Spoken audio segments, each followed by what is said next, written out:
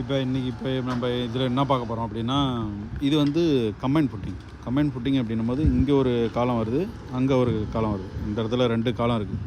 So 2 காலம் வந்தாலே அது வந்து கம்பைன் ஃபுட்டிங். அப்போ கம்பைன் ஃபுட்டிங்கில் என்ன பண்ணுறோம் அப்படின்னா, எது லாங் சைஸோ அந்த ஸ்டீல் வந்து ஃபஸ்ட்டு கீழே. ஸோ பார்த்திங்கன்னா வந்து ஃபஸ்ட்டு கீழே போட்டிருக்கிறது வந்து லாங் ஸ்டீல், அதுக்கப்புறம் மேலே போட்டிருக்கிறது ஸ்டார் ஸ்டீல். ஸோ இது வந்து கம்பைன் ஃபுட்டிங்.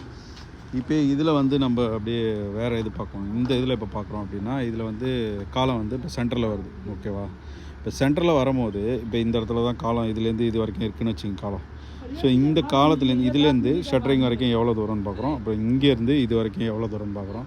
இது ரெண்டும் வந்து பார்த்துட்டு ஸோ இந்த ஃபுட்டிங் பார்ப்போம். இதில் வந்து என்ன மேட்ரு அப்படின்னா, காலம் வந்து இப்போ இங்கே வருதுன்னு வச்சுங்க.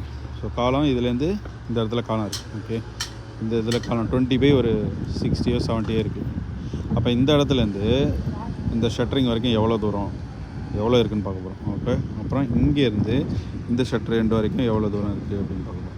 இப்போ எதில் வந்து அதிகமாக இருக்கும் அப்போ வந்து பார்க்கும்போது இதுலேருந்து இது வரைக்கும் தான் அதிகமாக இருக்குது. ஸோ இதில் வந்து ஒரு 1 மீட்டருக்கு மேலே இருக்கும், அதுலேருந்து வந்து கொஞ்சம் கம்மியாக இருக்கும். அதில் ஒரு 80 தான் இருக்குது, இங்கே ஒரு 1 மீட்டர் இருக்குது அப்படின்னும் போது ஸோ ஃபஸ்ட்டு ஸ்டீலாக பார்த்திங்க அப்படின்னா 1 மீட்டர் ஸ்டீலை கீழே போட்டுருக்கோம். அதாவது லாங் எந்த பக்கம் இருக்கும் அந்த ஸ்டீல் வந்து கீழே. அதுவும் ஃபுட்டிங்கோட டீட்டெயில் இது தான்.